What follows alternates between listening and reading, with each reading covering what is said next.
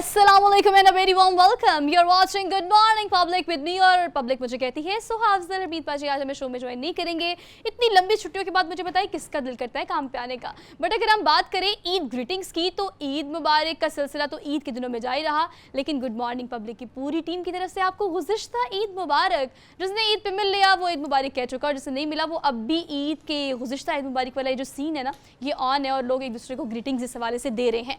But a brand new week, a brand new day. और इसके बाद अगर हम मिड ऑफ द वीक की बात करें तो जब भी Eid mid of the week आती है ना तो हमें बोनस में मिल जाती हैं छुट्टियां जो कि वीकेंड की होती हैं। तो हमने तो खैर ये छुट्टियां बहुत ज़्यादा एंजॉय की है, लेकिन वीकेंड के बाद अब जी आज फर्स्ट वर्किंग डे है यानी मंडे, तो get back to the life और get back to the routine. तो life and show must go on और चलती का नाम जिंदगी। तो प्रोग्राम का बाकायदा आगाज़ करते हैं। होपफुली कि आप भी आज के दिन का आगाज़ बेहतरीन अंदाज में करेंगे। हम भी अपने शो का अंदाज जो है वही बरकरार रखेंगे कि हमारे शो की रूटीन और जॉनरा क्या होता है। आप जानते हैं कि पूरे 2 घंटे के शो में हम ऐसी वो तमाम बातें करते हैं जो आपके लिए प्रोडक्टिव होंगी। क्या हो रहा है सियासत में, क्या हो रहा है मुल्क की मुआशी सूरत हाल में, क्या होने जा रहा है सियासत में, और इसके अलावा सियासी मंजरनामे के अलावा आपके मौसम की मुनासबत से आपकी ब्यूटी टिप्स को लेके, आपकी हेल्थ टिप्स को लेके, और ये और इसके अलावा बहुत सारी ऐसी चीज़ें जो कि हमारे प्रोग्राम का खासा होती हैं, उनको आज के प्रोग्राम में शामिल करेंगे। टॉप स्टोरीज़ पर और डेली डोज पर जाने से पहले जो कल की मतलब वीकेंड की अगर हम बात करें तो आपको पता है हमारे पास अच्छा खासा टाइम था कि हमने सोशल मीडिया भी देखा, उसको एक्सप्लोर भी किया, घर वालों के साथ दावतें भी खाई। हाँ वैसे बारबेक्यू का सीन थोड़ा ऑफ रहा क्योंकि ईद पर शदीद गर्मी थी और इस गर्मी से बचने के लिए ज़्यादातर लोगों ने इंडोर एक्टिविटीज़ ही की हैं।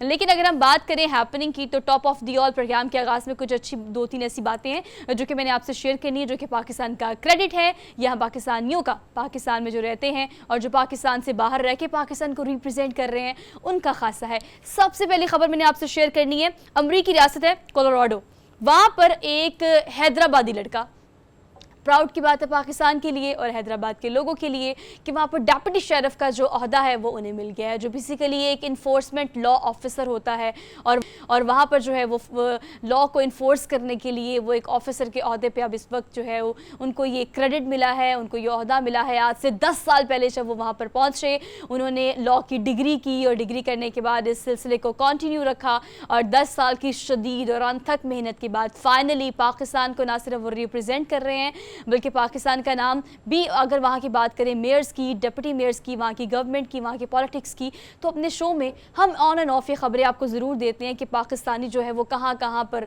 अपने जो कारकर्दगी है वो दिखा रहे हैं, अपनी स्किल्स दिखा रहे हैं, अपना आर्ट दिखा रहे हैं और इसके अलावा अपना टैलेंट दिखा रहे हैं।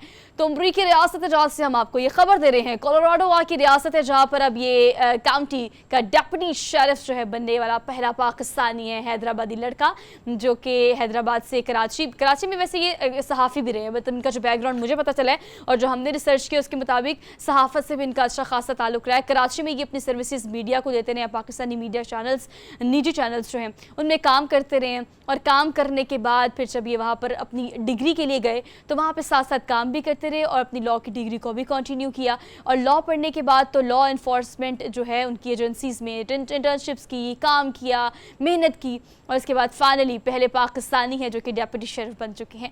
तो ये खबर आपने ऑन एंड ऑफ जो है वो सोशल मीडिया पे भी देखी होगी, लेकिन जो मेन स्ट्रीम मीडिया है वो अच्छे तरीके से इसको काउंट भी कर रहा है, आपको दिखा भी रहा है और ये पाकिस्तान को रिप्रेजेंट करने वाला ऐसा पाकिस्तानी शहरी है जो इस चीज़ की ज़िंदा मिसाल है कि अगर आप कुछ भी करना चाहते हैं और अगर आप में आर्ट है, स्किल्स हैं, अगर आप कैपेबल हैं तो आप दुनिया में किसी भी मुल्क में, चाहे वो गैर मुस्लिम हो, चाहे वो आपका गैर मुल्क हो, अपना वतन तो आप नहीं हैं, अपने वतन में तो आप नहीं हैं तो ऑब्वियसली, लेकिन अगर आप में स्किल्स हैं तो अपने आप को आप दुनिया में कहीं भी मनवा सकते हैं। तो ये क्रेडिट जाता है इनको और हम आपको इस पे कॉन्ग्रेचुलेट भी करते हैं। पाकिस्तान के लिए भी एक प्राउड मोमेंट है और आपके लिए भी कि आप ये ओहदा संभाला है वो इसको कैरी करें और पाकिस्तान का नाम यूँ ही आप रोशन करते चले जाएँ। आगे बढ़ेंगे, अच्छी खबर भी इसको कह सकते हैं, लेकिन हम दुआ करते हैं इस खबर को देने से पहले कि अल्लाह पाक खैर और आफियत का ही ये स्पेल जिसे हम मूनसून कहते कहते हैं ये गुजर जाए, क्योंकि पिछला जो मानसून था और पिछला जो बारिशें और सैलाब की ज़बूहाली थी वो हम अब तक नहीं भूले। अब तक जो है वो अब जाकर रिहेबिलिटेशन की तरफ आना शुरू हुए थे। 3 करोड़ से ज़ायद की आबादी जो ज़ेरे आब आई, बहुत सारे अहम डेवलपमेंट के ऐसे एरियाज़ जहाँ पर डेवलपमेंट एक तो पहले ही नहीं थी, ऊपर से जो सैलाब की तबाहकारियाँ थी उसने ज़िंदगियों को शदीद मुतासिर किया। क्या ही स्कूल कॉलेज यूनिवर्सिटीज़, क्या अस्पताल, क्या आपके घर, तमाम की तमाम चीज़ें जो हैं वो सैलाब की जद में आई। अब एक बार फिर से प्रेडिक्शन ये की जा रही है कि इस दफ़ा जो सैलाब आने की सूरत हाल है वो भी काफ़ी गंभीर दिखाई रही है। महकमे मौसमियात ने इस हवाले से काफ़ी दफ़ा आगाह भी किया है कि इस वक्त जो ग्लेशियर के पिघलने का मौसम है और ग्लेशियर के पिघलने का वक्त है, उसको कहा जा रहा है कि उसकी वजह से दुग़यानी ज़्यादा हो सकती है। क्लाइमेट चेंज जो है उसकी वजह से मुल्क भर में शदीद बारिशों का जो है लैंड स्लाइडिंग की सूरत हाल के हवाले से भी अवेयर किया गया है, वार्निंग्स जारी की गई हैं। और ख़ासतौर पर आपको पता है कि ईद पर मैंने तो बहुत ज़्यादा देखा कि हमारे इर्द गिर्द सर्कल के जो लोग हैं उनका ज़्यादातर रुझान इस चीज़ की तरफ से था कि अगर छुट्टियाँ आ गई हैं ईद की तो उसको कैश किया जाए, और कैश भी इस तरह से किया जाए कि चले टाइम निकला है तो बच्चों को लेकर नॉर्थ साइड पे जाया जाए। तो नॉर्दर्न एरियाज़ जो लोग गए हैं या लोग जो प्लान कर रहे हैं, लैंड स्लाइडिंग का ख़ास ख्याल रखें। और अगर हम मेन स्ट्रीम एरियाज़ की, मेन स्ट्रीम सिटीज़ की बात करें तो वहाँ पर सैलाबी सूरत हाल के लिए प्रेडिक्शन की जा रही है। महकमे मौसमियात ने यह कहा है कि मुल्क भर में शदीद बारिशें हो सकती हैं, यालाबारी की पेशगोई भी की गई है, और लैंड स्लाइडिंग के साथ साथ दरियाओं में, नदी नालों में तुग़यानी की बात भी की जा रही है। तो हम जानते हैं कि फ़सलों के तबाह होने का भी हमें काफ़ी ख़दशा होता है, लेकिन हम अल्लाह पाक से दुआ करते हैं इस चीज़ की कि मौसम चूँकि अच्छा हो जाए तो आपके दिल का मौसम भी अच्छा हो जाता है, आप भी अच्छा महसूस करते हैं। लेकिन दिल के मौसम के अच्छे होने के साथ साथ आपके घर के हालात और आपकी ज़िंदगी जो है उसमें इस तरह की बारिशें, तबाहकारियाँ ना लेके आएँ, उसके लिए दुआए खैर आप भी करें और हम भी अपने प्रोग्राम में स्क्रीन के थ्रू दुआए खैर करते हैं कि महकमे मौसमियात इस हवाले से जो भी वार्निंग जारी कर रहा है उसे फॉलो भी करें। अगर आप नॉर्दर्न एरिया हैं तो तमाम चीज़ों को कीप इन माइंड रखें, और अगर बारिशें हों तो अल्लाह पाक इस दफ़ा जो है वो सैलाब की इसी सूरत हाल से हमें महफूज रखे और अपने हिफ्ज़ व ईमान में रखे। हम प्रोग्राम में आगे बढ़ेंगे। आखिरी जो मतलब शुरू के जो एडिटोरियल साइड होती है, मतलब प्रोग्राम के आगाज़ में आज के दिन को लेके, आज के दिन की मुनासबत से जो भी चीज़ें माजी में हुई होती हैं, एक तो हम उनको रिकॉल करते हैं, दूसरा हम ये कोशिश करते हैं कि ऐसी कोई नई हैपनिंग जो हो रही है पूरी दुनिया में वो जो है उस हवाले से आपसे डिस्कस किया जाए। आरिफ लोहार और उनकी फैमिली और उनके बच्चे अभी भी आप किसी भी प्रोग्राम में देखें तो वो किसी भी प्रोग्राम की रौनक हुआ करते हैं, उनका एक ख़ास अंदाज़ है, लेकिन ये अंदाज़ जो है उनको विरासत में मिला है। हम बात करें आलिम लोहार की, उनका क्या ही वो चिमटा बजाने का अंदाज़ और क्या उनका गाने का तरीका, क्या वो किसी भी महफिल में जब मौजूद हुआ करते थे तो उनका एक गाने का अपना अंदाज़, अपना तरीका और अपना एक महफिल जमाने का जो एक हम देखा करते थे, वो जो शौक़ से गाते थे, ज़ौक़ से गाते थे और जहाँ भी जाते समा बांध देते, लोग उन्हें बहुत पसंद करते थे। उनकी आवाज़ में जो एक खनक थी ना, मतलब जुगनी तो आप सबने सुना ही होगा, तो वो जुगनी को रिमिक भी किया गया और उसके बाद वो बहुत हिट भी हुआ, लोगों ने सुना। लेकिन उनके दौर में उन्होंने जो भी गाया, जैसे भी गाया, जिस मूवी के लिए गाया, जिस गाने के लिए, जिस हदायतकार के लिए, जिस मौसीकार के लिए गाया, क्या ज़बरदस्त गाया। और ये आपको पता है कि मेरे ख़्याल से ये ट्रांसफ़र नहीं कर सके, मतलब आलिम लोहार के बाद हमने आरिफ लोहार को ही इस पूरे अवतार में देखा। मतलब उनका एक जो खासा है, लंबे बाल, खूबसूरत से कपड़े, हाथ में चिमटा और चिमटे के साथ जो म्यूज़िक वो कंपोज़ किया करते थे, मतलब वो ऑब्वियसली जेनेटिकली विरासत में तो उनके बेटों को ही मिलना था। और आगे से अगर हम आरिफ लोहार के बच्चों की बात करें तो वो भी इतने क्यूट लगते हैं। अगर आपने उनको किसी देखा हो किसी वीडियो में, मतलब आई हैव बीन लाइक, मैंने उनके बहुत सारे शोज़ किए हैं, तो वो एक चीज़ आपको नस्ल दर नस्ल ट्रांसफ़र होती दिखाई देती है। लेकिन आज जो है आलिम लोहार को याद करने का दिन है। उनकी फैमिली तो आज हमारे पास है, हम उनको याद करते हैं। उनको दुनिया से रुखसत हुए जो है वो 44 बरस बीत गए हैं, यानी आज उनकी बरसी है। 40 और 4 44 साल एक लंबा अरसा होता है, लेकिन आज भी जब वो लोग उनको याद करते हैं, महफिलों में उनको रिकॉल किया जाता है, तो उसी दुआओं के साथ, उसी उनके अखलाक की बुलंदी के साथ, क्योंकि लोग उन्हें जब याद करते हैं तो ना सिर्फ उनका गाना, उनका शौक़ और ज़ौक़ याद करते हैं, बल्कि कहा यह जाता है कि वो ऐसी शख्सियत के मालिक थे कि वो ऐसे अखलाक के आला दर्जे पे फाइज थे कि जिस महफिल में बैठते थे ना सिर्फ गाने से बल्कि अपने अखलाक से भी लोगों का दिल जीत लेते थे। तो आज वही उनके अखलाक है जो कि उनसे मुंसलिक लोग जो हैं और उनके सर्कल के जो लोग हैं वो आज भी उन्हें याद करते हैं। तो ना सिर्फ उनकी मौसीकी को याद करते हैं बल्कि उनके अखलाक को, उनकी शख्सियत को भी भरपूर अंदाज में याद करते हैं। तो आज उनको याद करने का दिन है। उनको याद करने का हमारा भी एक अंदाज़ है, एक खूबसूरत सा उनका गाया हुआ गीत और जिस तरह से वो गाते थे, एक छोटा सा क्लिप है, वो देखकर आप वापस आएँ, फिर हम उन्हें याद करते हैं। बस जनाब, ये जुगनी की ही मैं बात करी थी। जब मैंने अपनी बात का आगाज़ किया और इस सेगमेंट का आगाज़ किया तो आपको पता है कि आरिफ लोहार जो है उनकी जुगनी कितनी मशहूर हुई और लोगों ने क्या धूम धड़के के साथ जो है उसको सुना। और जब ऑब्वियसली कॉक स्टूडियो ने इसको दोबारा से इसकी प्रोडक्शन की और लोगों ने बहुत इंजॉय करना शुरू किया, तो उसके बाद लोगों ने इन दोनों चीज़ों को सामने रख के कंपैरिजन भी बहुत किया। लेकिन ऑब्वियसली कितना खूबसूरत लगता है कि आलिम लोहार ने क्या जुगनी गाई और उसके बाद फिर उनके बेटे ने उसको परसू किया और फिर लोगों ने उसको भी खूब सराहा। तो आज उनको याद करने का दिन है। हमारी तरफ से अल्लाह पाक जो है जन्नतुल फिरदौस में आला मकाम अता फरमाए और उनके गाए हुए गीत यूं ही सुनते रहें और उन्हें याद करते रहें और उनके लिए दुआएं खैर भी करते रहें। हमने इसी खबर के साथ एक क्विक सी ब्रेक लेनी है। ब्रेक के बाद होगा डेली डोज, जो कि आपका और मेरा फेवरेट सेगमेंट है, तो उसको भी प्रोग्राम में शामिल करेंगे। लेकिन एक क्विक ब्रेक के बाद वापस आते हैं। You just keep watching good morning public.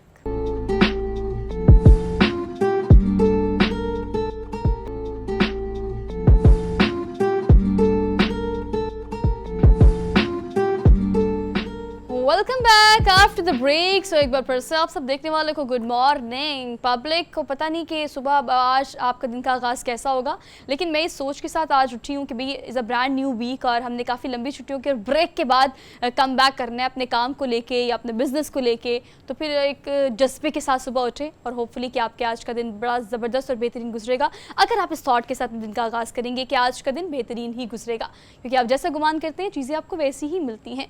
हम प्रोग्राम में आप शामिल करेंगे उस सेगमेंट को जिसे हम कहते हैं डेली डोज। लेकिन डेली डोज की अगर हम बात करें तो मेरी बड़ी ख्वाहिश होती है इस हवाले से कि ज़्यादातर खबरें जो है पाकिस्तान से ढूंढ के लेके आई जाएं, जो कि ना सिर्फ पाकिस्तान में बल्कि पूरी दुनिया में मशहूर होती है कि इंटरेस्टिंग खबरें जो हैं वो हम कहाँ से ढूंढ के लेके आते हैं। वो छोटी छोटी खबरें जो या तो आपको हैरान कर देती हैं या आपको परेशान कर देती हैं, या फिर कोई ना कोई चीज़ ऐसी जो आपके सोच पर आ जाती है कि ओ माई गॉड दुनिया में कहाँ क्या क्या हो रहा है।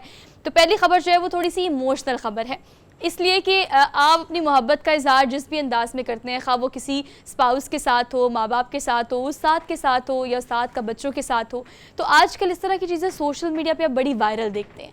मैंने आपको ऐसी ही खबर देनी है। एक्चुअली टीचर का था लास्ट डे, लेकिन अगर हम बात करें स्कूल में आखिरी दिन की, तो आपका फेयरवेल, आपको भी आपकी फेयरवेल याद होगी। मतलब कॉलेज हो, स्कूल हो, यूनिवर्सिटी हो, हमारी कोशिश ये होती थी कि हम अपने आखिरी दिन को बेहतरीन दिन बनाएं, मतलब मेमोरेबल दिन बनाएं, और उसके लिए हम हर मुमकिन कोशिश करते थे। लेकिन अब यही कोशिश बच्चों ने उस्ताद के लिए करना शुरू कर दी है और यही एक खबर सोशल मीडिया पे हो गई वायरल। कैसे वायरल हुई? टीचर का आखिरी दिन और बच्चों ने उसको कामयाब तरीन और यादगार तरीन बनाने के लिए एक खूबसूरत सा ड्रेस जो है वो पेंट किया। मतलब स्कूल में अपने आखिरी दिन टीचर ने बच्चों का पेंट किया हुआ ये लिबास पहना जिसको वो शोकेस कर रही हैं, और इसके ऊपर पेंटिंग किसी एक बच्चे ने नहीं की, मतलब पूरी क्लास ने की है।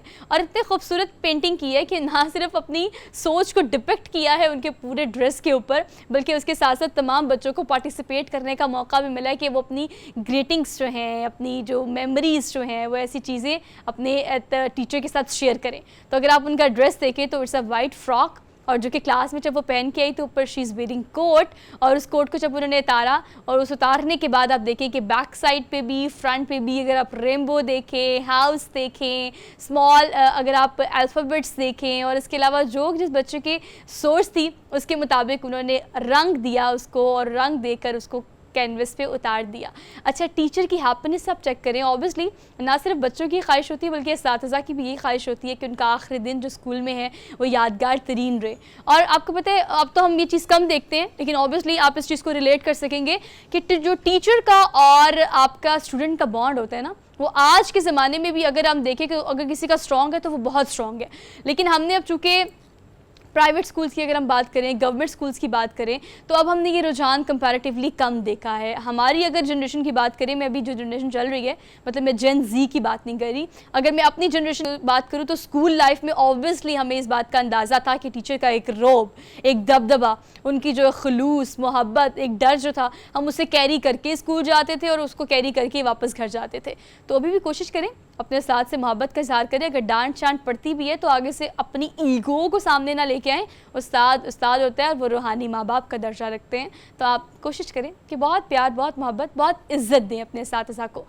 क्योंकि अगर हम बात करें, जाते जाते मैं अगली खबर पर जाने से पहले ये ज़रूर बताऊंगी कि आप रूहानी माँ बाप होने के साथ मुअल्लिम होना, आपको पता है, नबियों का पेशा है। तो फिर इस बात को आपको कीप इन माइंड रखना पड़ेगा कि अगर कोई मुअल्लिम है, यानी कोई टीचर है, उस्ताद है, तो उसको एक्स्ट्रा रिस्पेक्ट दे, चाहे वो आपका उस्ताद है, चाहे वो किसी का उस्ताद है। हम आगे बढ़ते हैं, अगली खबर आपको देते हैं। अगली खबर जो है, वैसे ये मुझे लगता है कि पाकिस्तान में ना हर बंदा यही चाहता होगा, बिकॉज यूजुअली ये प्रैक्टिस होती है कि अगर आप आज के ज़माने में किससे भी अपनी उम्र पूछें ना, तो या तो वो 2-3 साल कम ही बताता है या तो वो कुछ एक्स्ट्रा ही डिजिट लेस कर देता है। मतलब कहा जाता है कि ख़वातीन से तो आप उनकी उम्र बिल्कुल ना पूछें, लेकिन ज़्यादातर अगर आप देखें तो लोग ये कोशिश करते हैं कि जो उनकी उम्र होती है वो उम्र ना ही बताएं। मतलब हर किसी को अजीब सा शौक़ है अपनी उम्र कम बताने का, लेकिन ये शौक़ जो है अब ये कोरिया की गवर्नमेंट ने पूरा कर दिया है। अब पूरा कैसे किया है, मैं आपको ये बताती हूँ कि दरअसल 2023 में एक बिल मंजूर हुआ है और उस बिल के मुताबिक 1 साल के अंदर अंदर, यानी अगर आप बात करें कि रातों रात, तो कोरिया में जो तमाम शहरी हैं उनकी उम्र रातों रात 1 से 2 साल कम हो जाएगी और ऑफिशियली कम होगी। मतलब स्कूल, कॉलेज, यूनिवर्सिटीज़, आपके प्रोफेशनल्स, अगर आप किसी भी डिग्री में इनरोल हैं या आप कोई भी काम कर रहे हैं जहाँ पर भी आपकी जो बर्थ सर्टिफिकेट यूटिलाइज हो रहे हैं, वहाँ पर अब आप जनाब 2 साल छोटे हो जाएंगे और रातों रात हो जाएंगे। खैर ये रातों रात नहीं हुआ, मैं थोड़ी सी आपसे स्टोरी शेयर करती हूँ। कोरिया की गवर्नमेंट जो है वो पहले ये रूल फॉलो किया करती जो कि पूरी दुनिया में नहीं था। पूरी दुनिया में उम्र का एक कानून है जो कि राइज है और पूरी दुनिया उसको वही फॉलो करती है, लेकिन कोरिया में पहले ये फॉलो नहीं किया जाता था। जब एक बच्चा पैदा होता है तो उसको 1 साल का ही कंसीडर किया जाता है, क्योंकि प्रेगनेंसी के दौरान 9 माह जब एक बच्चा माँ के पेट में होता है तो वो उसको कंसीडर करते थे कि वो इस दुनिया में आ रहा है, मतलब 1 साल का होगा। जब उसकी पैदाइश होती थी तो पैदाइश के वक्त में उसके बर्थ सर्टिफिकेट में उसकी उम्र 1 साल ही लिखी जाती थी। लेकिन बाद में एक सर्वे किया गया और उस सर्वे के मुताबिक कोरियन जो गवर्नमेंट है उन्होंने ये सर्वे, चूँकि उनके रिसेंटली आपको पता है प्राइम मिनिस्टर चेंज हुए हैं और नया आने वाला जो वज़ीर आज़म है, उन्होंने ये सर्वे कराने की कोशिश की। और जब उन्होंने ये सर्वे कराया तो ज़्यादातर लोगों का ये कहना था कि ये कानून सही नहीं है और जो पूरी दुनिया में उम्र का कानून राइज है उसके मुताबिक ही कोरिया में भी ये उम्र का कानून राइज होना चाहिए। तो जनाब 2023 में उम्र का एक कानून जो है वो मंजूर हुआ और मंजूर होने के बाद अब ये उम्र जो है कोरियन गवर्नमेंट ने अनाउंस किया है कि तमाम कोरियंस जो कोरिया में रहते हैं उनकी रातों रात उम्र 1 से 2 साल कम हो जाएगी। तो जनाब ये तो छोटे हो गए हैं, अब आप अपनी उम्र छोटी कम बताना बंद कर दें और कोशिश करें कि अपनी उम्र का एग्जैक्ट डिजिट ही बताएं। उम्रों में क्या रखा है, कहते नहीं है ना, उम्र आपकी सिर्फ दे आर जस्ट डिजिट्स। तो आप अपने काम से बताएं कि भैया आप जवान हैं या आप छोटे बच्चे हैं, या आपके अंदर ये उम्र का कोई एक ऐसा फैक्टर जो आपको बताता है कि आपकी उम्र ज़्यादा हो रही है, उसे एक्सक्लूड कर दे अपनी पर्सनालिटी के अंदर से।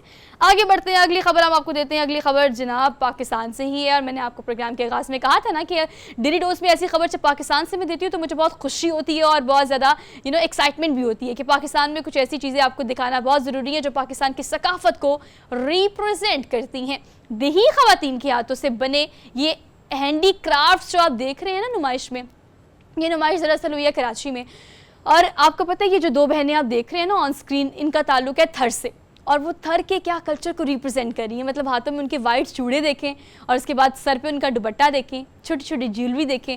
अच्छा, थर से ही आई हैं और आप यकीन करें कि इस पूरे स्टॉल पे मतलब तो नुमाइश थी, लेकिन नुमाइश तो सारी की सारी बहुत मशहूर हुई, लेकिन उनका जो ये एक स्पेसिफिक स्टॉल था, ओ माय गॉड, लोगों ने इतनी बड़ी तादाद में इसका रुख किया। क्यों?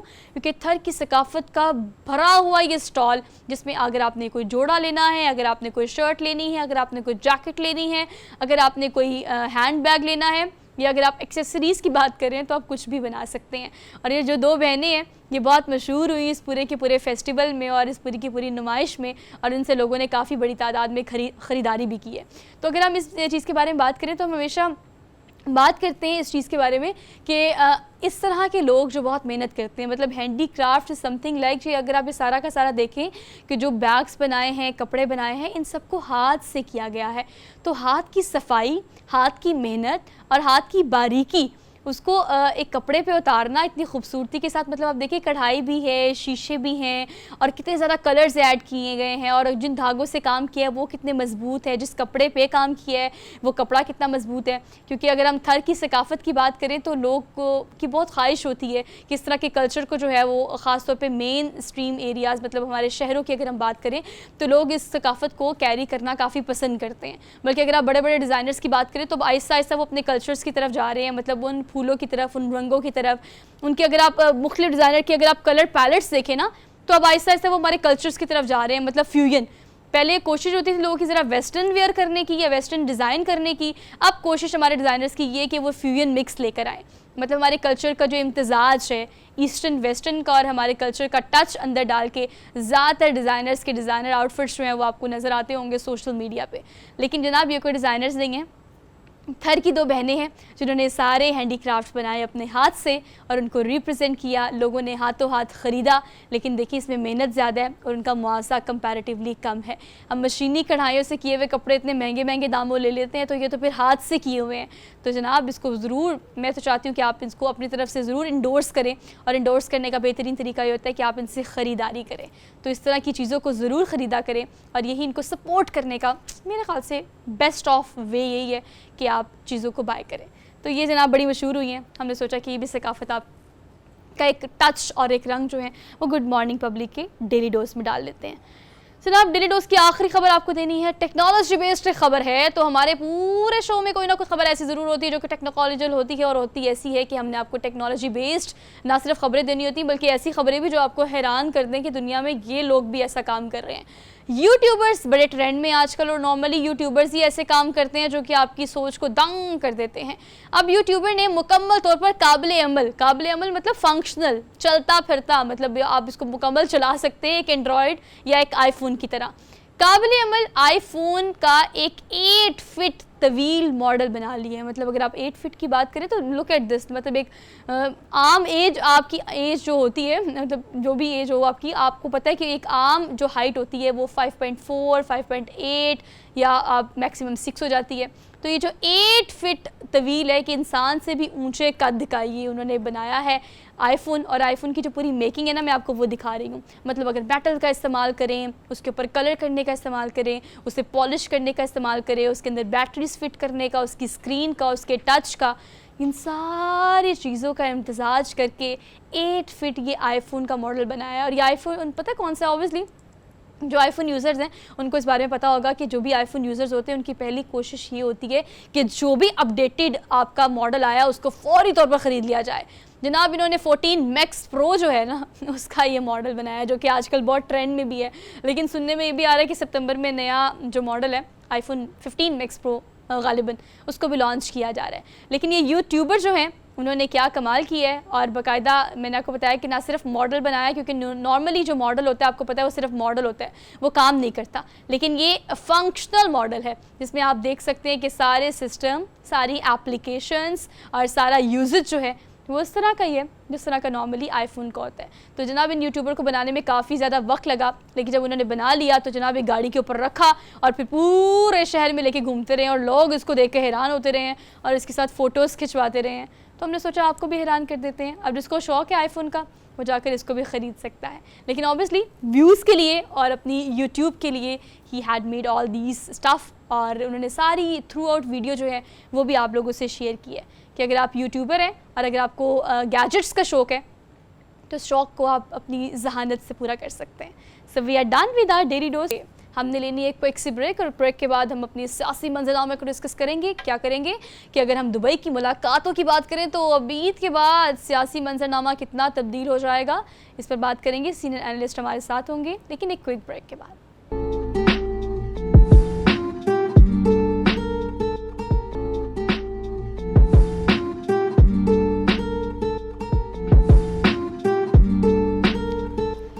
Welcome back after the break. So Eid मिलन पार्टीज तो चलती रहेंगी अभी भी, और ईद पर भी काफ़ी आपने ईद मिलन पार्टीज देखी, लेकिन हम कुछ ईद मिलन पार्टीज की बात कर लेते हैं जो दुबई में हुई हैं।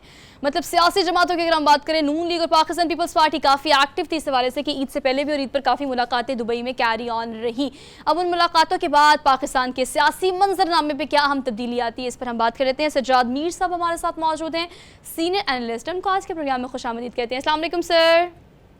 जी सर, आपको गुज़िश्ता ईद मुबारक।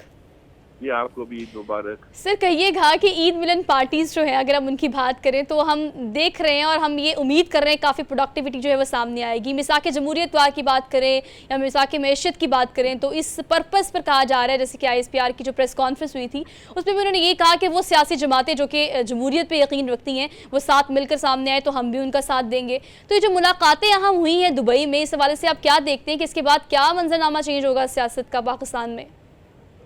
देखो जी, जितनी भी मुमकिनात हैं उस पर गौर करना तो सियासी जमातों का फर्ज है और काम है।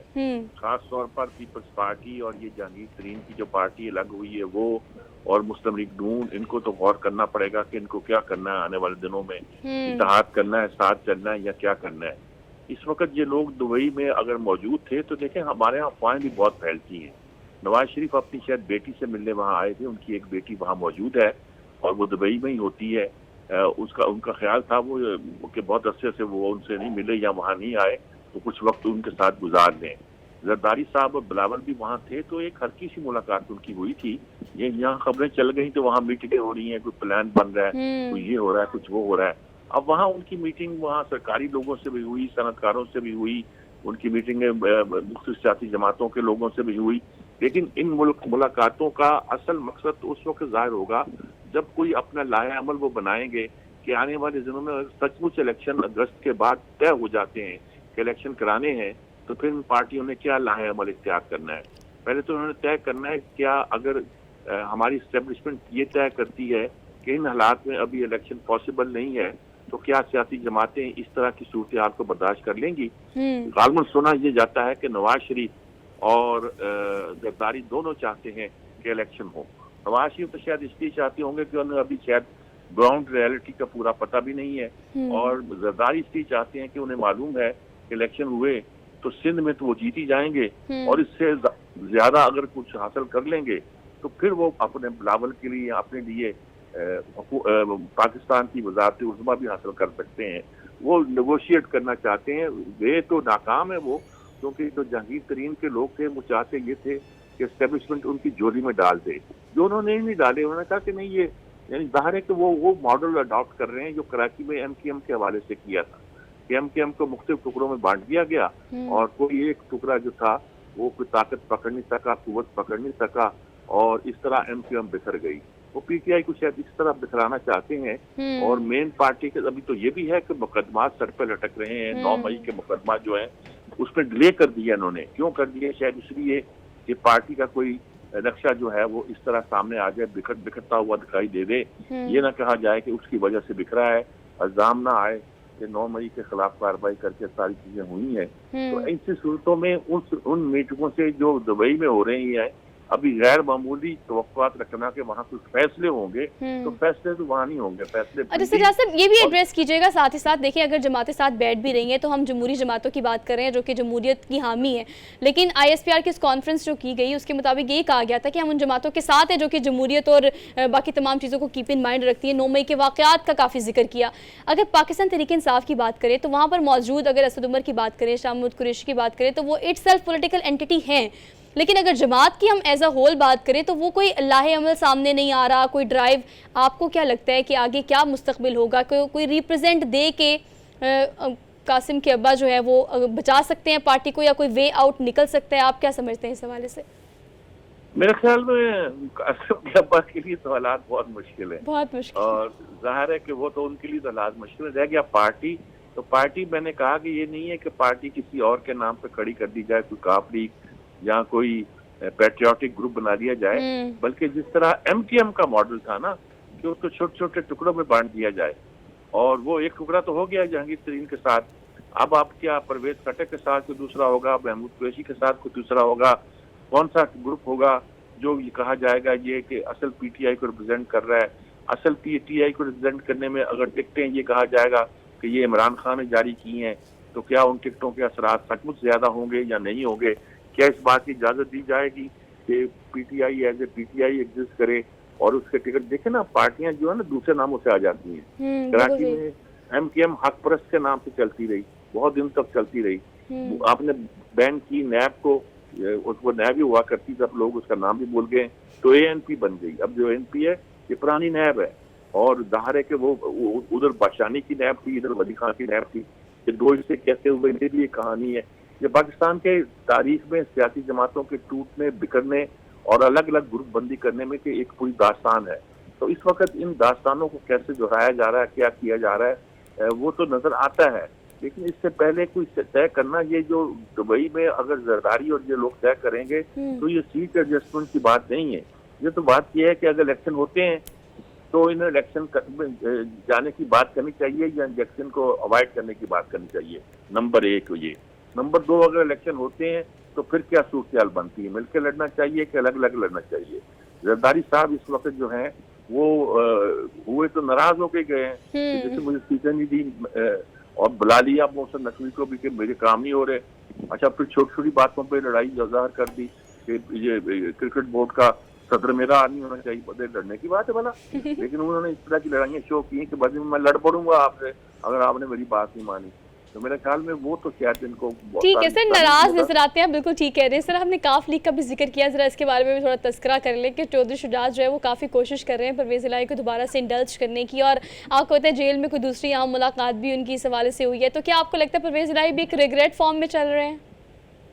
असल लेकिन परवेज़ इलाही को तो मुनस इलाही ने मारा है, और इस खानदान को जो तोड़ा है वो मुनस इलाही ने तोड़ा है। अच्छा। और मुनस इलाही का जो अपना इमेज है वो यही था कि जब परवेज़ इलाही वजीर आला भी थे, ये वाले नहीं, जब असली वाले वजीर आला थे, अच्छा, तो उस वक्त भी यही तो कहा जाता था कि मुनस इलाही जो है ये प्रॉपर्टी का काम जो है ना, या इस तरह के सारे काम जो है ना 2 नंबरी काम, वो मुनस इलाही करते हैं। तो ये चौधरीयों के बारे में ये तो नहीं है कि ये बहुत ऑनेस्ट आदमी है, लेकिन वो तरीके के साथ हर काम करते हैं। हर काम जो है वो उनका ये होता है, उनका क्या काम है, रिंग रोड बन रही है, उसके गिर्द जमीनें खरीद रही, जमीनों की कीमतें बढ़ गई, यही उनकी बड़ी बात होती है, यही वो उनका कारोबार होता है इसमें। लेकिन मुनस इलाही ने इसको बिल्कुल एक साइंस बना दिया, इसको कारोबार बना दिया और बहुत बड़ा कारोबार बना दिया। अभी मुनस इलाही ही ने पावर में जाने के लिए उनकी शाफे से और सालिक से जो शजात के बेटे हैं उनसे नहीं बनती। तो 3rd जनरेशन बाहर शुरू हो गई थी, और मुनस ने अपने बाप को परवेज़ इलाही को अलग किया, और जो बरसों से ताल्लुकात थे शजात और परवेज़ इलाही के बिल्कुल साथ साथ चलते थे, सगे भाई नहीं थे लेकिन सगे भाइयों की तरह चलते थे, चौधरी बरादरान ही कहलाते थे, वो सारा ताल्लुक खानदान का एक होने का साथ वो तोड़ दिया। अब वही पार्टी है, वो पार्टी शजात के तहत काम करेगी। वजाहत जो वहाँ, वजाहत हुसैन जो भाई हैं इनके, जो वहाँ काम किया करते थे खास तौर पर इलेक्शन को वो कंपेन को वही चलाया करते थे, वो चले गए थे पहले परवेज़ और मुनस के साथ, वो वापस आ गए जो शजात के साथ। सरवर एक बड़े तेज आदमी है जो गवर्नर रहे हैं हमारे, वो भी अब इनके कोऑर्डिनेटर बन गए हैं। सर बाहिर पार्टी जो है वो बिखरी हुई हमें ही दिखाई दे रही है। सजाद मीर साहब, thank you so much for being for good morning public. और आपने जो भी बात की इस हवाले से, अगर हम पाकिस्तान तहरीक इंसाफ की बात करें या काफ लीग की बात करें, तो बाहिर पार्टीज जो हैं वो बिखरी दिखाई दे रही हैं, तो मुल्क संभालने की बात तो फिर काफ़ी दूर नजर आती है। हमने एक ब्रेक लेनी है, वापस आते हैं एक ब्रेक के बाद।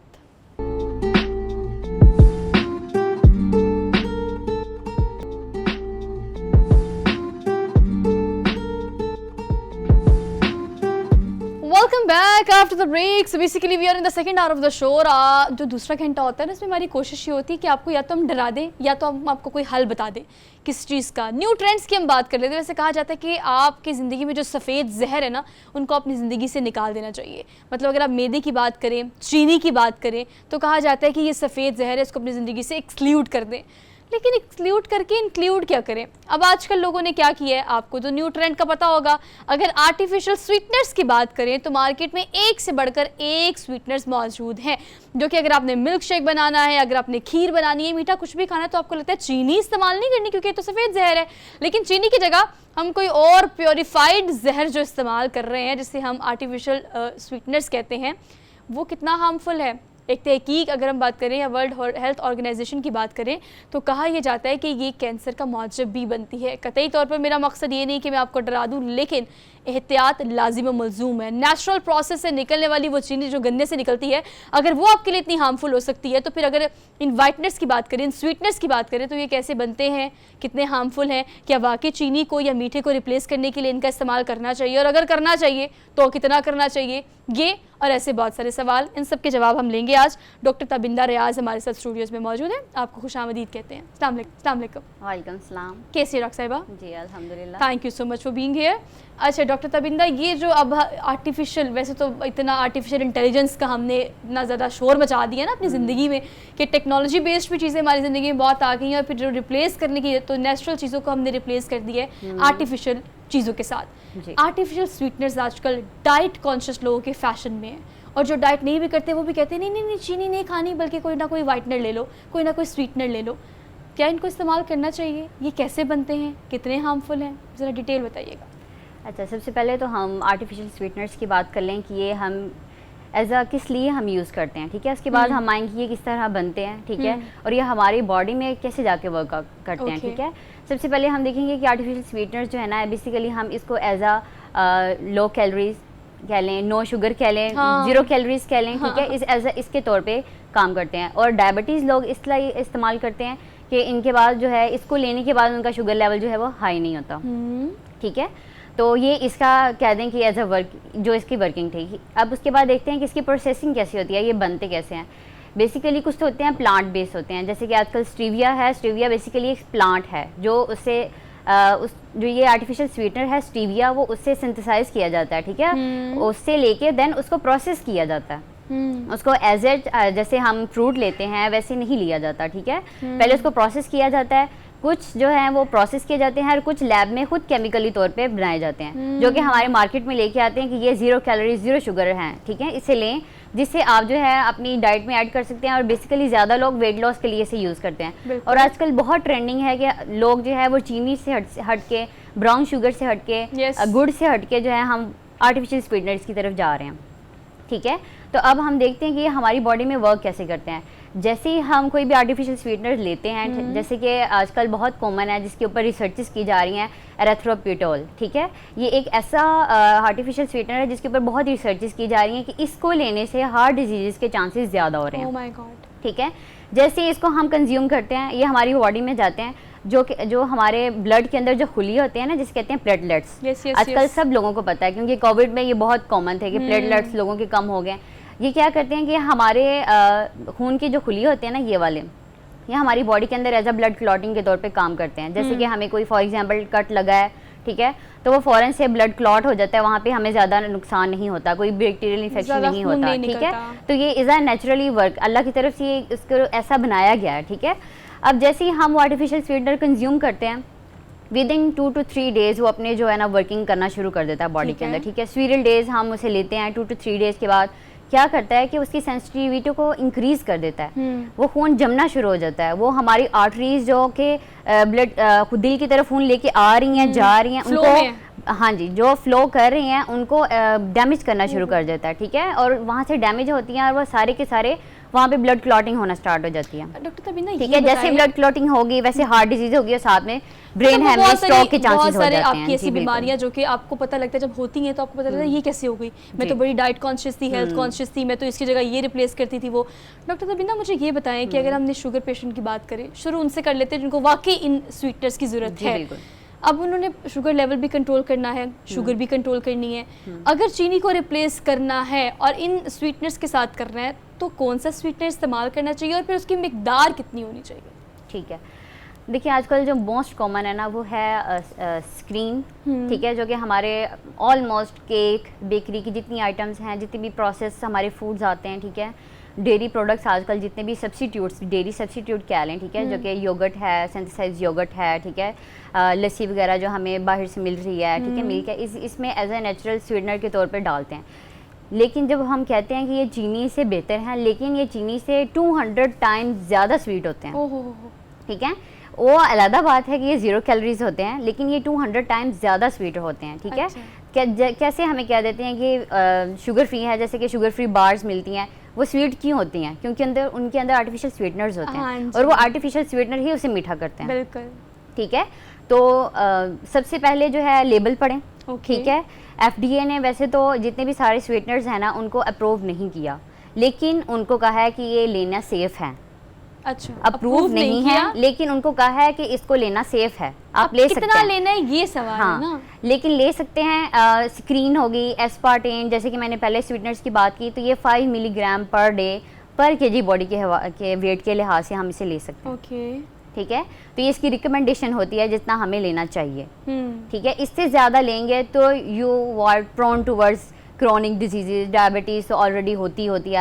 आजकल तो मोस्ट कॉमन है ही डायबिटिक ना पेशेंट। अच्छा। और डायबिटिक पेशेंट होने की वजह से वो शुगर को आर्टिफिशियल स्वीटनर की तरफ मूव ऑन कर रहे हैं, रिप्लेस कर रहे हैं जी। और मैं अपने हर पेशेंट को ये रिकमेंड करती हूँ कि वो आर्टिफिशियल स्वीटनर्स की बजाय गुड़ या ब्राउन शुगर natural इनकी ले तरफ लें। जाएं। लेकिन क्या होता है कि वो भी ज़्यादा एक्सेसिव कंजप्शन करने की वजह से हमारा शुगर लेवल हाई कर देते हैं। ओके। ब्लड शुगर लेवल जब कोई मीठी चीज़ हमारी बॉडी के अंदर जाएगी, चाहे वो फ्रूट है, चाहे वो ऐसी वेजिटेबल है जो स्वीट है, वैसे ही हमारा ब्लड शुगर लेवल जो है ना वो स्पाइक कर जाता है, बढ़ जाता है। ठीक है, तो इसलिए हमें एहतियात करनी चाहिए। और एक हेल्दी नॉर्मल पर्सन भी 2 टीस्पून ब्राउन शुगर या गुड़ या चीनी ले सकता है पर डे, इससे ज़्यादा नहीं ले सकता। मतलब किसी सूरत में भी नहीं लेना चाहिए। अगर आप जी। डाइट कर रहे हो, नहीं कर रहे हो, आप बीमार हो, नहीं हो, आपको शुगर है, नहीं है, ये एक मिनिमम और मैक्सिमम एक मिकदार है जो कि आपको लेनी चाहिए। जी। डॉक्टर तबिंदा, ये बताएं कि अब हम अगर शुगर पेशेंट्स की हमने बात कर ली, अब हम डाइट कॉन्शियस लोगों की बात कर लेते हैं। वो से नो टू चीनी वाला तो उन्होंने फॉर्मूला अपनाया हुआ है, लेकिन से नो टू चीनी के अलावा जो चीज़ें वो इस्तेमाल करते हैं, अब उसके अलावा वो किसी और चीज़ की तरफ स्विच करते ही नहीं है। हमें ऐसा लगता है कि हमने चीनी को रिप्लेस कर दिया इन स्वीटनर्स के साथ, तो ये हमारे लिए हार्मफुल है ही नहीं। मिल्क शेक हो गया, आपकी मतलब अगर हम ईद के त्यौहार की बात करें तो मैंने तो लोगों को सवैयाँ भी इसी में बनाते हुए देखा है। तो अगर हम इसको देखें as a whole, as a family, अगर फैमिली में इस चीज़ का ट्रेंड चल गया है, इस चीज़ का फैशन चल गया है कि आपने स्वीटनर्स ही यूज़ करने हैं, तो इसको इस तरह से इस्तेमाल करने से कितना हार्म हो सकता है? देखिए, हर बॉडी जो है ना वो अपने डिफरेंट है। आपकी बॉडी डिफरेंट है, मेरी बॉडी डिफरेंट है, उसकी बॉडी की टाइप डिफरेंट है। उसको लेने से क्या पता एक बंदे का ब्लड शुगर लेवल हाई नहीं हुआ, क्योंकि जितने भी स्वीटनर्स होते हैं ये हमारी बॉडी के अंदर एब्जॉर्ब नहीं होते। ठीक है, ये आते हैं, एब्जॉर्ब नहीं होते, बस अपना काम करते हैं जो भी हुआ। क्योंकि जो भी चीज़ एब्जॉर्ब होगी तो हमारा ब्लड शुगर लेवल हाई होगा। क्यों कहते हैं कि इसको लेने से हमारा ब्लड शुगर लेवल हाई नहीं होता, लेकिन एज कम्पेयर टू अगर हम चीनी लें या शक्कर लें या गुड़ लें, उससे हमारा जो है ब्लड शुगर लेवल हाई हो जाता है। ठीक है, इसको लेने से ऐसा होता है, ये एक सच बात है। ठीक है, क्योंकि ये नो शुगर है। ठीक है, अब उसको लिया है, हर बंदे की बॉडी टाइप जैसे हमने कहा डिफरेंट है, लेकिन उसको एक अमाउंट में लें, एक मॉडरेशन में लें, लेकिन एक मॉडरेशन में लें। एक टाइम पे मतलब एक दिन में आप सिर्फ एक, जैसे कि आजकल टैबलेट्स आई हुई हैं, ठीक है, तो आप उसको एक लें। अब उसको क्वांटिटी पढ़ें या फिर उसका सर्विंग साइज आप ज़रूर पढ़ें लेबल के ऊपर कि इसको पर सर्विंग के हिसाब से हमें क्या क्या मिल रहा है। बेसिकली जो आर्टिफिशियल स्वीटनर वो शुगर अल्कोहल ही हैं। शुगर अल्कोहल हैं, क्योंकि ये हमारी आम जो कि शुगर केन से हमारे जो शुगर मिल रही है, जो कि प्रोसेस होकर हमें वाइट क्रिस्टल की फॉर्म में हमारे घर में आती है, चीनी वाइट जो होती है उससे 200 या 700 टाइम्स ज़्यादा स्वीट होती है। ठीक है, तो चॉइसेस को चेंज करें, लेकिन एक मॉडरेशन में। मतलब आपको इतदाल ज़िंदगी में बहुत ज़्यादा ज़रूरी है, चाहे वो चीनी हो, चाहे वो कोई भी चीज़ हो। डॉक्टर तबिंदा, एक और चीज़ मार्केट में बहुत ज़्यादा इन है, प्रोसेस फूड पे अक्सर लिखा होता है 0 कैलोरीज। ऑब्वियसली स्वीटनर्स और वाइटनर्स इसमें इस्तेमाल होते होंगे, लेकिन हम अगर बात करें 0 कैलोरीज़ की, चाहे वो आपकी फिज़ी ड्रिंक्स हो, चाहे वो आपको कोई भी और चीज़ हो, जो कि आजकल लोगों की ज़्यादातर प्रेफरेंस यही होती है कि वो कहीं से कुछ भी खरीदे तो वो 0 पे ख़रीदे। तो उनमें जो मिकदार होती है, हाउ टू आइडेंटिफाई ऑल दोस्त, क्योंकि एक तो हम किसी चीज़ को ले वो 0, लेकिन वो इतनी ज़्यादा मीठी होती है कि हमें रियलाइज़ होता है अगर चीनी नहीं है तो इसमें क्या है। बिल्कुल, जैसे कि आजकल बहुत ट्रेंड है, आजकल कोक वालों ने भी जो है वो 0 डाइट कोक हैं, 0 डाइट सोडास बहुत सारा निकाले हैं जी। लेकिन उसके अंदर भी आप, जैसे कि मैंने बताया कि लेबल के अंदर सबसे पहले आप देखेंगे, क्योंकि मोस्ट ऑफ द जो आर्टिफिशियल स्वीटनर है उनको लेबल के ऊपर लगाना FDA ने नहीं कहा कि आप लगाएं, इसको लाजमी लिखें। तो जिसके इंग्रेडिएंट क्लास में टोल आपको नज़र आए, ठीक है, ईटोल, जैसे कि सॉर्बिटोल, ज़ाइटोल, ये सारे आर्टिफिशियल स्वीटनर्स होते हैं। ठीक है, जिस इंग्रेडिएंट के आपको टोल नज़र आए लास्ट पे, ठीक है, उसके आगे आप क्वांटिटी लिखें कि कितने % इसमें ऐड किया गया। ठीक है, then you have to move कि अब उसको बाय करें। ठीक है, तो इस चीज़ को लाजमी करें। और अगर वहाँ नहीं है तो आप जो इंग्रेडिएंट टेबल लिखा होता है ना, जिसमें कार्ब्स, प्रोटीन, फैट्स इतने इतने हमें मिल रहे हैं, शुगर मिल रही है, उसके नीचे ज़रूर लिखा होता है कहीं ना कहीं। मेंशन तो होता होगा। अच्छा, ये मेंशन है, लेकिन हमारे लोगों की आदत नहीं है, हमें आदत नहीं है। हमें जो चीज़ अच्छी लगती है, दिल को अच्छी लगती है, ले लेते हैं, लेकिन हम उसकी इंग्रेडिएंट लिस्ट पढ़ना ज़रूरी नहीं समझते। हमें कलर अच्छा लगेगा, हमें उसकी ऐड अच्छी लगेगी, हमें उसकी मतलब जो जिस तरीके से एडवर्टाइज किया होता है हमें वो अच्छा लगता है। अच्छा, वैसे ये बात जो आपने की है ना, मैं कई दफ़ा इस बात को इंडोर्स करती हूँ कि काइंडली आप मेडिसिन ख़रीद रहे हैं, आप कोई भी चीज़ खाने की ख़रीद रहे हैं, उसका लेबल ज़रूर पढ़ें, लिखें कि उसके ऊपर है क्या, वो बना कैसे है, किस चीज़ की कितनी मिकदार है, उसके इंग्रेडिएंट्स क्या हैं, फिर खुदा के लिए उसको खाएं। आप भी अपनी थोड़ी अपनी जान पे रहम कुछ करें। नहीं तो हर एक के पास mobile phone, smart mobile phone है, इंटरनेट स्कैन कर होते हैं, लें। तो आप स्कैन करें, नहीं तो उस इंग्रेडिएंट को सर्च आउट कर लें। अच्छा, ठीक है, सर्च आउट कर लें कि ये क्या चीज़ है, हम क्या ले रहे हैं। ये अवेयरनेस है, कितना आपका टाइम वेस्ट होता है एक चीज़ को उठा के उसका लेबल पढ़ने में, लेकिन हम नहीं पढ़ते।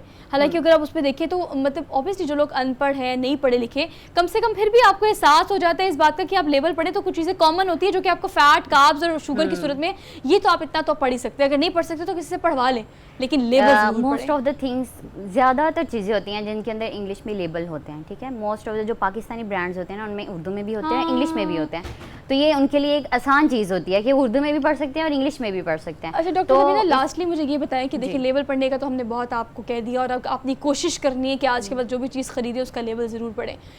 बच्चों की अगर हम बात करें, एज ग्रुप की हम बात कर लेते हैं। आपको पता है कि आजकल ओबेसिटी बहुत ज़्यादा है, बच्चे बहुत ज़्यादा ओबीस हैं और उनके अम्मा बस इसको लेके काफ़ी परेशान हैं।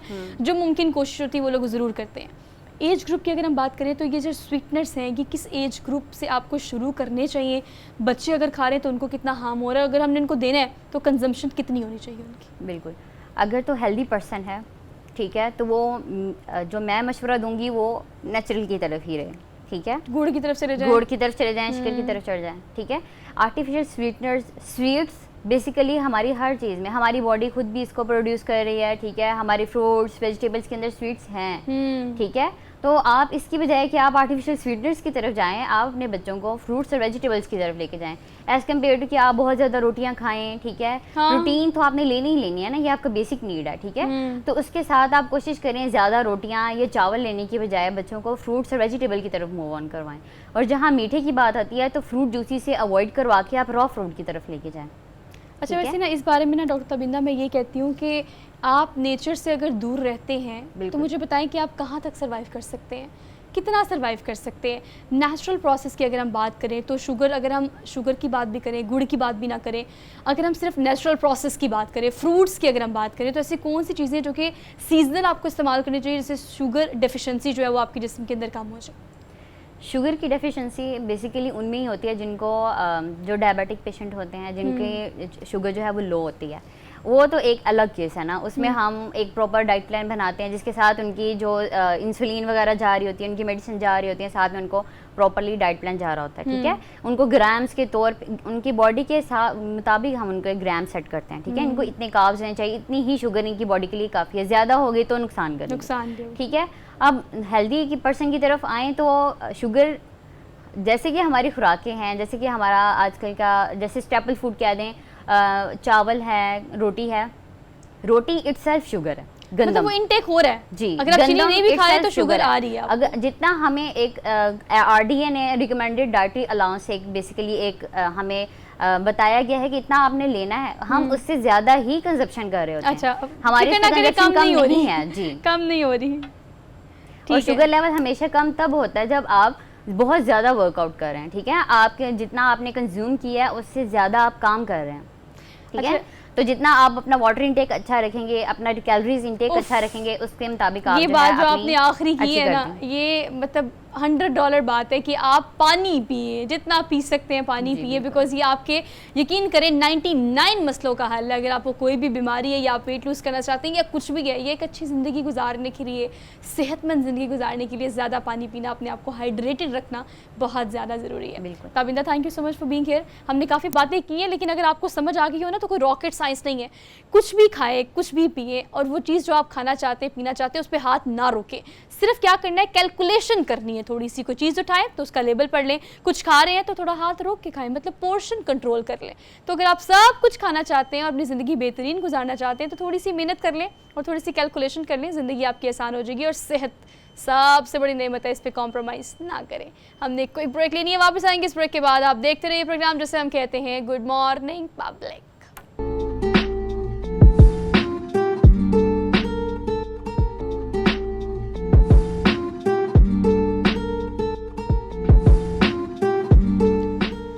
Welcome back after the break. तो ईद पे भी जनाब बहुत ज़्यादा गर्मी थी। कुछ लोगों ने तो इस गर्मी का तोड़ निकाल लिया और चले गए नॉर्दर्न एरियाज़। लेकिन अगर आपने ये डिसाइड कर लिया कि आपने कहाँ जाना है तो well and good, because social media पे तो आपको बहुत सारे ऐसे मकामात, अब तो जो अनटच एरियाज़ थे उनको भी लोगों ने वहाँ पहुँच कर इन्वेंट कर लिया। और लोग जब फ़ोटोज़ और पिक्चर्स लगाते हैं ना ऐसे एरियाज़ की, तो फिर हमारी अगली डेस्टिनेशन वही बन जाता है। लेकिन कुछ जनाब डेस्टिनेशन हम भी आपको दिखा देते हैं। अगर आपने प्लान कर लिया कि आपने कहाँ जाना है तो वेल एंड गुड, लेकिन अगर नहीं किया और अगर आप प्लान कर रहे हैं गिलगित जाने का तो आपने ये डेस्टिनेशन मिस नहीं करनी। ये बेसिकली कारगा झील है जो बड़ी खूबसूरत है और क्या बीचों बीच पहाड़ों के दरख्तों के खूबसूरत मंजर पेश कर रही हैं। वहाँ से हमारे कॉरेस्पॉन्डेंट जो है वो इस पर एक रिपोर्ट लेकर आए हैं। आप देख कर वापस आए, फिर हम कंटिन्यू करते हैं।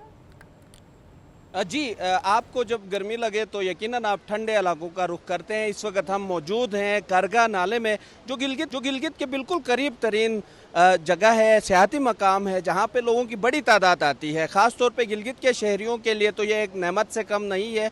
यहाँ पे बड़ी तादाद में टूरिस्ट भी मौजूद हैं। यहाँ जानते हैं लोगों से कि इनके क्या तासुरात हैं, कैसा लग रहा है यहाँ पे आके। सर, सिटी गिलगित के बिल्कुल नियरेस्ट ये बहुत प्यारी जगह है, पीसफुल इन्वायरमेंट है यहाँ पे। साथ दरिया की खूबसूरत जो है हमारे पास लोकेशन है और सामने कुदरती यहाँ पे आबशार है, माउंटेन रेंज है और फैमिली के हवाले से बड़ी अच्छी जगह है यहाँ पे।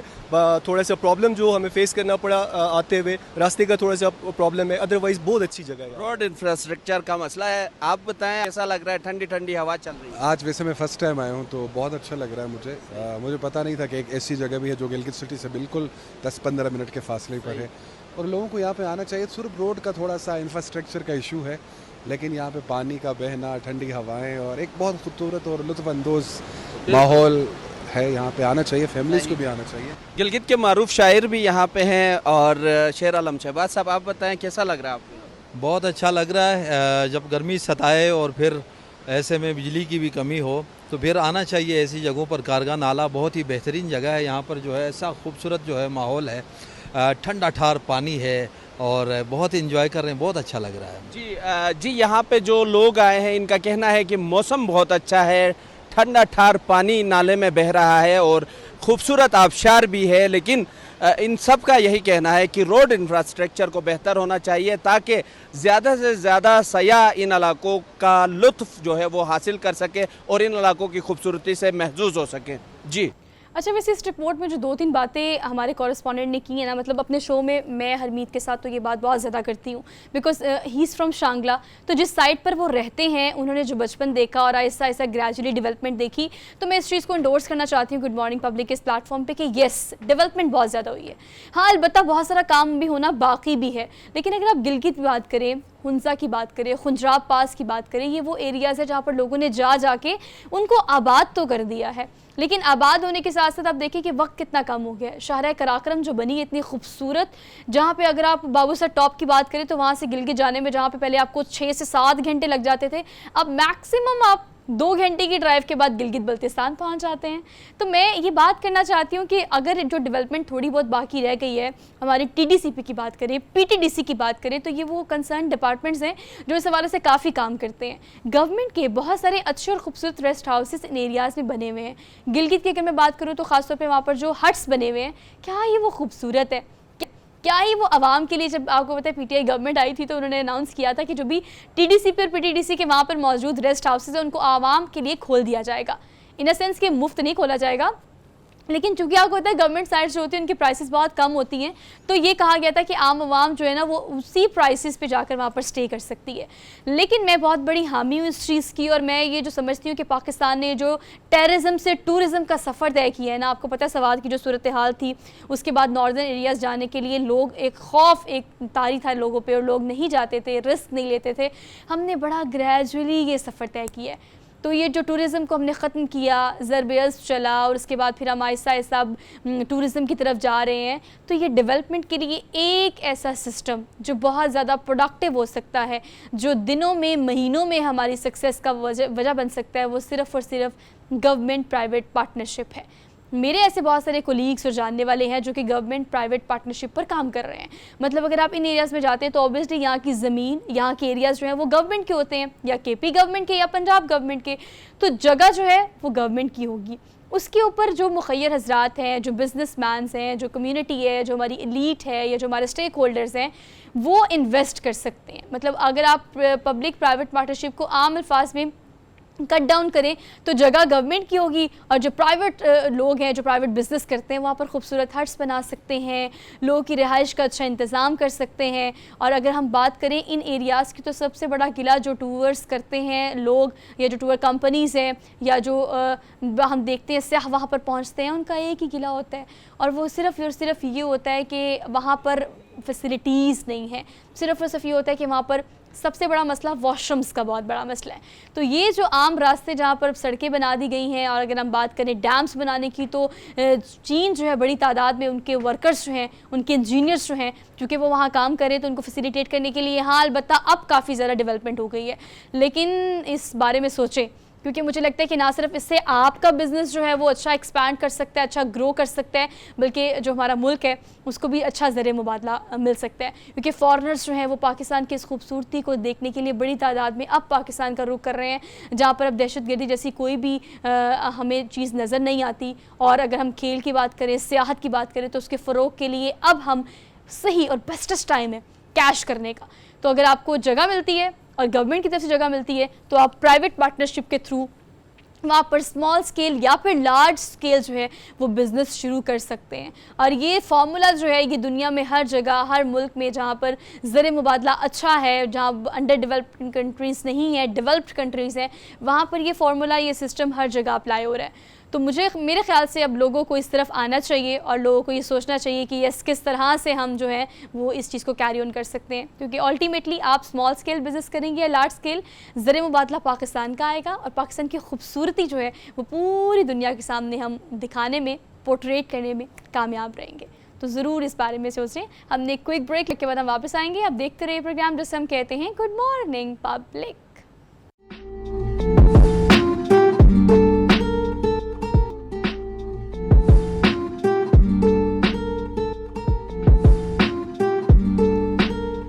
Welcome back after the break. Excitement है मुझे इस चीज़ की काफ़ी ज़्यादा, और इस चीज़ की एक्साइटमेंट मुझे लगता है पाकिस्तानियों को भी बहुत ज़्यादा है। वर्ल्ड कप 2023 की हम बात करें तो एक्साइटमेंट लेवल क्रिकेट को लेके तो हमेशा पाकिस्तानियों का बहुत हाई रहता है, लेकिन इस दफ़ा कुछ टेक्निकलिटीज़ भी ऐसी जिस पर काफ़ी लंबी बात चली। मतलब वर्ल्ड कप भारत या पाकिस्तान में कुछ मैचेस कराने की काफ़ी बात की, पाकिस्तान ने इस पर बहुत सारी कोशिश भी की, लेकिन अब भारत में जो वर्ल्ड कप होने जा रहा है 2023 का, उस पर पाकिस्तान की शिरकत के लिए अब तमाम चीज़ों को कीप इन माइंड रखना पड़ेगा। और ख़ास तौर पे इस चीज़ को कि अगर अपनी टीम को भारत भेजना है तो उसके लिए अब वज़ीर-ए-आज़म पाकिस्तान शहबाज शरीफ को पीसीबी की जानिब से ख़त लिखा गया है, और उस ख़त में जो है ये भी कहा गया है कि अगर टीम ने जाना है तो उससे पहले एक वफ्द भी जाए जो कि इंस्पेक्शन करे। 2016 की अगर हम बात करें तो उसमें भी यही प्रैक्टिस को हमने देखा कि पहले वफ्द गया, उससे सारी इंस्पेक्शन की, वेन्यूज़ देखे, तमाम चीज़ों को देखा, और उसके बाद हमारी टीम जो है वो वहाँ गई। हाँ अलबत्ता अब जो है अब टीम से क्या एक्सपेक्टेशंस हैं और वहाँ जाने के हवाले से किन चीज़ों को कीप इन माइंड रखना चाहिए, इस हवाले से हम बात कर लेते हैं। अब्दुल माजिद भट्टी साहब हमारे साथ मौजूद हैं, सीनियर स्पोर्ट्स एनालिस्ट हैं। आपको आज के प्रोग्राम में खुशामदीद कहते हैं। अस्सलाम वालेकुम सर। जी वालेकुम अस्सलाम सोहा, आपको पुराना हो गया लेकिन ईद मुबारक। सर आपको भी गुज़िश्ता ईद मुबारक। Sir thank you so much for joining us this morning. Sir कहिएगा कि अगर हम वर्ल्ड कप 2023 की बात करें तो हमने काफ़ी इस पर कोशिश भी की है, और हमने काफ़ी इसको अपने तरीके से चलाने की कोशिश की है कि कुछ मैचेस जो हैं वो भारत में भी हो जाएं। हमने कुछ इस तरह की शराइत भी रखी श्रीलंका को लेके। लेकिन सर अगर अब भारत जाने की बात करें तो एक ख़त लिखा गया वज़ीर-ए-आज़म पाकिस्तान को, आपको क्या लगता है कि इन चीज़ों को कीप इन माइंड रख कर हमें वहाँ के विजिट को प्लान करना चाहिए, और आप क्या सजेस्ट करेंगे इस हवाले से? देखिए स्वाद, मेरा ख्याल में आप दो चीजों को मिक्स कर गई। वो जो पाकिस्तान में मैच कराने की बात हो रही थी वो एशिया कप है, बिल्कुल इस वर्ल्ड कप से जुड़ा हुआ है, वो सितंबर में होगा। ये उसके फौरन बाद जब एशिया कप खत्म होगा उसके बाद 5 अक्टूबर से इंडिया में वर्ल्ड कप होगा। बेसिकली जब नजम सेठी साहब पीसीबी के चेयरमैन थे उस वक्त भारत ने कहा था कि हम वर्ल्ड कप एशिया कप खेलने पाकिस्तान नहीं आएंगे। तो उस वक्त सेठी साहब ने कहा था कि अगर आप एशिया कप खेलने पाकिस्तान नहीं आएंगे तो हम भी भारत नहीं जाएंगे वर्ल्ड कप खेलने। लेकिन मेरा ख्याल वो 4 मैचेस का जो फैसला था, एक फैसला था, वो हो गया कि एशिया कप के 4 मैचेस पाकिस्तान में होंगे। लेकिन वर्ल्ड कप जो है वो 5 अक्टूबर से गालिबन 19 नवंबर तक ये पूरा भारत में होगा। अब मसला ये कि भारत के 5 शहर हैं जहां पाकिस्तान टीम को ट्रेवल करना है। पहले हैदराबाद दक्कन जाएगी, फिर नरेंद्र मोदी के शहर अहमदाबाद टीम ने जाना है, बेंगलोर जाएगी, चेन्नई जाएगी और कोलकाता जाएगी। पाकिस्तान भारत का देखें, जब भी कोई किसी भी बायलैटरल सीरीज का मामला आता है या किसी टूर्नामेंट की बात आती है तो फॉरेन ऑफिस की एक क्लियरेंस जो है वो चाहिए होती है कि आपको पता है कि पाकिस्तान और भारत के दरमियान जो पॉलिटिकल टेंशन है उस वजह से कुछ ऐसे मामला आते हैं, खासतौर पर सिक्योरिटी के मामला आते हैं। देखें, प्लेयर्स को सिक्योरिटी देना तो भारतीय हुकूमत की जिम्मेदारी है, आईसीसी की जिम्मेदारी है। पाकिस्तान के सहाफी भी इंडिया ट्रेवल करेंगे, पाकिस्तान के शायकीन भी इंडिया ट्रेवल करेंगे, उनके लिए क्या पॉलिसी है, ये बहुत सारे मामलात हैं।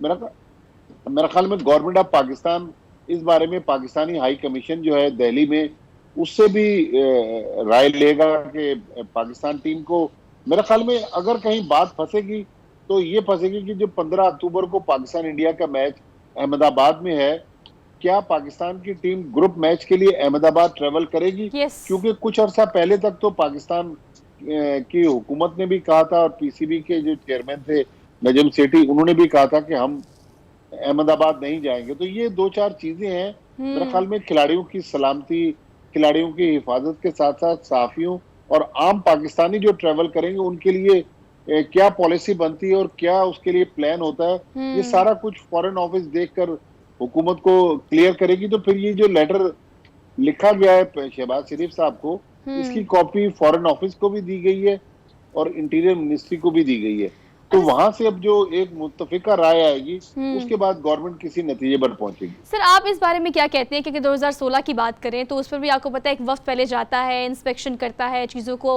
अप्स एंड डाउन्स को, हर चीज़ को देखता है। रवायती हरीफ है ना इंडिया हमारा, तो आपको पता है वहाँ पर इतना ज़्यादा नहीं वार्म वेलकम हम एक्सपेक्ट करते हैं कि हमें मिलेगा। बट ऑल दो इस वक्त इस खत में ये भी कहा है कि पहले एक वक्त जाए, इंस्पेक्शन करे, चीज़ों को देखे। सिक्योरिटी का अगर हम देखें इस लिहाज से भी आपको क्या लगता है कि किन चीज़ों को पहले गो थ्रू कर लेना चाहिए टू मेक श्योर कि हमारी टीम वहां सेफ रहे? देखिए सोहा, जो सबसे पहला मसला है वो शहरों का है कि पाकिस्तान की टीम इन 5 शहरों में कंफर्टेबल है जो पाकिस्तान को आईसीसी और भारत ने दिए। आपने 2016 की बात की, 2016 में जो पाकिस्तान को 2 वेन्यूज दिए गए थे, मोहाली और धर्मशाला, पाकिस्तान ने धर्मशाला पर उस वक्त एतराज किया था। मुझे याद है इंटीरियर मिनिस्टर थे हमारे चौधरी निसार अली खान। आखिरी वक्त पर जाकर पाकिस्तान टीम को इजाजत उस सूरत में मिली थी जब पाकिस्तान के जो मैचेस थे वो धर्मशाला से मुंतकिल किए गए कोलकाता। लेकिन 2016 में एक और मसला था जो एज ए सहाफी मैंने उसको फेस किया, आपसे भी शेयर कर दूं कि 2016 में हमें जो वीजा इंडिया ने दिए थे वो पुलिस रिपोर्टिंग वीजा थे। पुलिस रिपोर्टिंग वीजा क्या थे कि हम जिस शहर में जाते थे सबसे पहले पुलिस वालों के पास जाके बताते थे कि जी हम पाकिस्तानी हैं, हम आपके शहर में आए और फलां शहर होटल में रह रहे हैं। तो पुलिस रिपोर्टिंग वीजा में आपको उस शहर में दाखिल होते वक्त भी इत्तला करनी पड़ती है, फिर जब आप शहर छोड़ते हैं तब भी एक दिन पहले आपको बताना पड़ता है कि हम जा रहे हैं। तो ये काफी तकलीफदेह मामला हैं। मेरे ख्याल में मैं काफी दफा इंडिया गया हूँ, लेकिन ये 2016 में पहली बार हुआ था कि हमें पुलिस देखना कि इस बार पाकिस्तानी सहाफी या कमेंटेटर्स जो ट्रेवल करेंगे उनके लिए भारतीय हुकूमत क्या पॉलिसी बनाती है। जी सर, ये सारी चीज़ें जो हैं इस पर पहले ही बात करके इंस्पेक्शन होनी चाहिए। सर, इसको भी एड्रेस कीजिएगा। अगर हम वर्ल्ड कप की अब बात कर लेते हैं, कुछ ऐसे हमारी टीम, हमने कोशिश ये की है कि पिछले बहुत सारे मैचेस, चाहे वो वनडे हो चाहे वो सीरीज़ हो, उसमें पॉलिश करके एक ऐसी टीम बनाई जाए जो कि जाके रिप्रेजेंट करे पाकिस्तान को, तो हमारे जीतने के और परफॉर्म करने के चांसेस अच्छे हो जाए। लेकिन अगर हम पास्ट रिकॉर्ड देखें, वेस्ट इंडीज़ की अगर हम बात करें तो पहला वर्ल्ड कप होगा जो कि उनके बगैर खेला जाएगा, फिर विनर टीम रही है हमेशा। आप क्या देखते हैं, मतलब सेम देखते हैं इस वर्ल्ड कप को या थोड़ा एज मिलेगा किसी न किसी टीम को इनके ना होने की वजह से? सो देखें, वेस्ट इंडीज के जो इंटरनल मसाइल है ना, उसकी वजह से आज वेस्ट इंडीज क्रिकेट जो 1975 के वर्ल्ड कप की चैंपियन, 79 के वर्ल्ड कप की चैंपियन और 83 के वर्ल्ड कप की फाइनलिस्ट, 2012 और 2016 में वेस्ट इंडीज ने T20 वर्ल्ड कप जीते, 2004 में चैंपियंस ट्रॉफी वेस्ट इंडीज ने जीती, लेकिन आज वर्ल्ड कप के लिए इसलिए क्वालिफाई नहीं कर सकी कि उनके यहाँ इंटरनल मसाइल बहुत है। इस वक्त अगर आप देखें तो पीसीबी भी मसाइल का शिकार है कि पीसीबी चेयरमैनशिप का जो मामला है, बहुत लंबा पाकिस्तान गया। की 4 हाई कोर्ट्स में जेर समात है। तो मेरे ख्याल में हमें वेस्ट इंडीज से सबक हासिल करते हुए अदालतों से छुटकारा हासिल करके क्रिकेट की तरफ आना होगा, क्योंकि हमारे यहाँ कुछ मफाद परस्त लोग जो हैं वो क्रिकेट को अदालत में घसीट रहे हैं। लेकिन जहां तक हम अपने क्रिकेटर्स की बात करें तो माशाल्लाह वनडे में तो हमारी टीम बहुत अच्छी टीम है। बाबर आजम की कप्तानी में अगर ये पाकिस्तान की टीम इस अक्टूबर 2023 के वर्ल्ड कप में अगर टॉप 4, मेरे ख्याल में मुझे तो हैरत होगी, जो दुनिया के बड़े बड़े एक्सपर्ट हैं वो भी हैरान होंगे, क्योंकि पाकिस्तान के पास अच्छे बैट्समैन हैं, अच्छे बॉलर हैं, पाकिस्तान की अच्छी टीम है। तो मेरे ख्याल में अगर कोई अनहोनी नहीं हुई और पाकिस्तान टीम के साथ कुछ ऐसा बुरा ना हुआ तो मुझे उम्मीद है कि पाकिस्तान की टीम सेमीफाइनल में जरूर क्वालिफाई करेगी। हाँ, अगर 19 नवंबर को पाकिस्तान की टीम नरेंद्र मोदी के शहर अहमदाबाद में वर्ल्ड कप जीत कर आ जाए तो फिर तो आपको पता है कि बल्ले बल्ले हो जाएगा। सर बल्ले बल्ले की अगर हम बात करें, चांसेस की चले हम बात कर लेते हैं कि हम किसको एक्सपेक्ट कर रहे हैं। अगर अपनी टीम की पॉलिश्ड टीम की बात करें कि हमने जो सारे खिलाड़ी निकाले हैं, बहुत सारी सीरीज और मैचेस में देख के हमने इनकी परफॉर्मेंस देखी है, क्या कॉम्बिनेशन आप देखते हैं जो कि हमारे सक्सेस चांसेस को है वो कंपैरेटिवली थोड़ा बढ़ा सकते हैं? बाबर आजम की तो हमने बात की, शाहीन से लोगों को बहुत ज़्यादा उम्मीदें हैं। बाकी अगर हम खिलाड़ियों की बात करें तो उन्होंने भी पास्ट में बड़ा अच्छा परफॉर्म किया है। आप क्या सजेस्ट करते हैं पीसीबी टीम को या as a team cricket team को कि कौन सा कॉम्बिनेशन बेस्ट है जो हमें प्ले करना चाहिए इसमें? मेरे ख्याल में सोहा, अब हम देखें जुलाई में दाखिल हो गए, अगस्त सितंबर में हमने एशिया कप खेलना है, फिर अक्टूबर में वर्ल्ड कप खेलना है।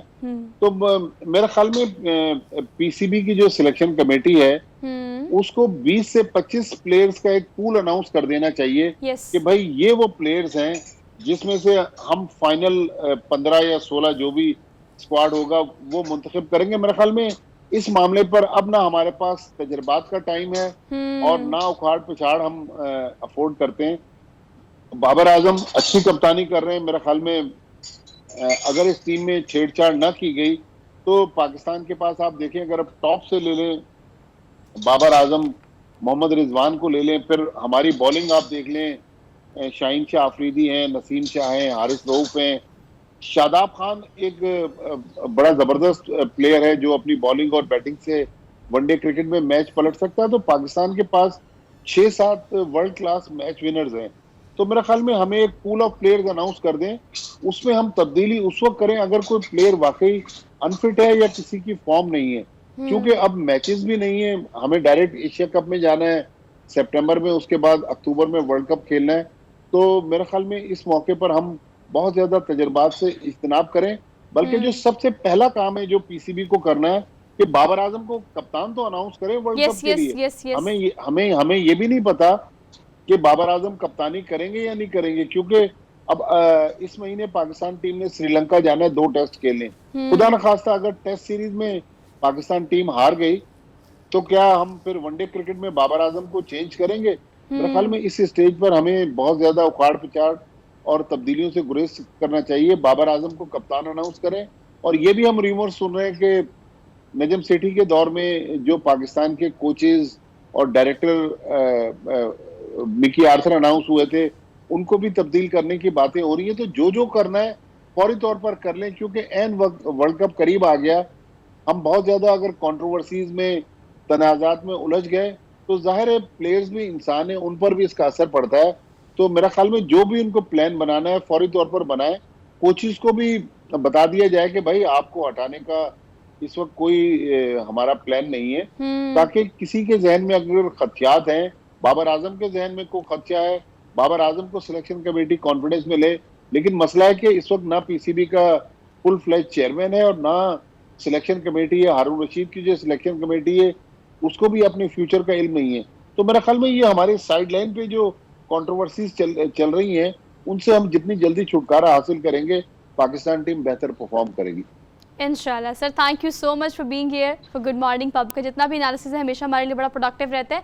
लेकिन हाँ, अगर हम प्रिपरेशंस की बात करें और अगर किसी एक्सपेरिमेंट की बात करें तो इस वक्त हम इस चीज़ के मुताबिल नहीं हो सकते, या पाकिस्तान क्रिकेट टीम नहीं हो सकती कि हम कोई एक्सपेरिमेंट करें। तो ऑल दो हमें देखना पड़ेगा कि अगर टाइमली सब कुछ अनाउंस कर दिया जाए तो क्रिकेट टीम, उसके कोच, उसकी प्रैक्टिस और ये तमाम चीज़ें जो उन्हें टाइम मिल जाएगा अपने आप को उस चीज़ के लिए तैयार करने का, जो कि उम्मीदें हम उनसे लगाए बैठे हैं।